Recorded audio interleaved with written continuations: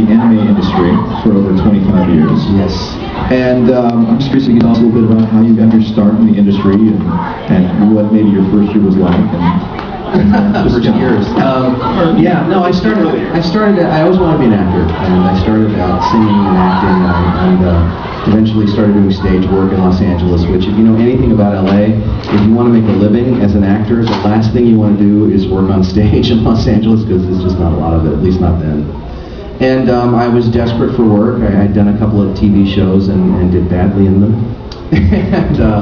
And I answered an ad in a local trade paper called Drama Log. It's now called Backstage West. And they were looking for people who could sound like they were under 18 but were over 18, because the California labor laws are kind of funny. And they had to have experience.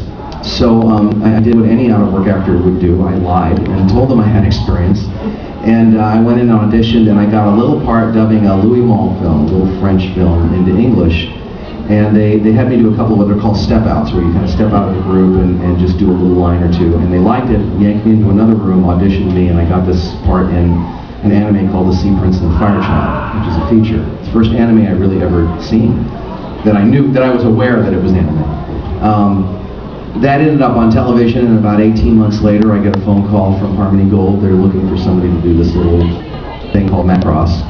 And would I be interested? And I came in and read, and I got the part, and that turned into Rick Hunter for Robotech, and that's how my career started. In terms of initial years, it was struggling. I mean, when you start out as an actor, it's very rare. I mean, some of these Power Ranger guys were really lucky. You know, they hit right off the bat, but most of the time, you spend a lot of years just trying to get known and get a reputation. And I actually left show business for a while, and I got sick of it, and I went worked in radio and television and sales and things like that.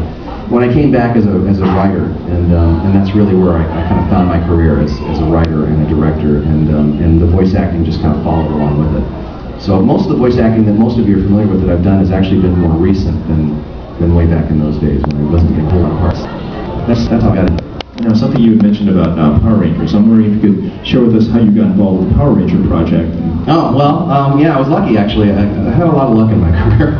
I was working as a staff writer and producer at Saban Entertainment. I got brought in because they were doing a lot of anime at first, so I did stuff like Maya the Bee and Honeybee Hutch and Samurai Pizza Cats and things like that.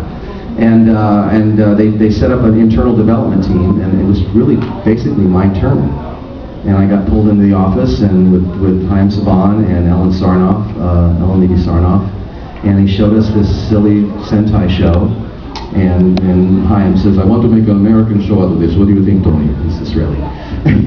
And I said, "You're out of your mind." But we did it anyway, and that's how I ended up. I did all the initial writing. I was the head writer for the first couple seasons, and co-produced the show, and did all of their external stuff. I wrote the international tour, the big stage tour, and that sort of thing. So that's how I got involved, and it just took off and consumed about 3.5 years of my life, almost totally.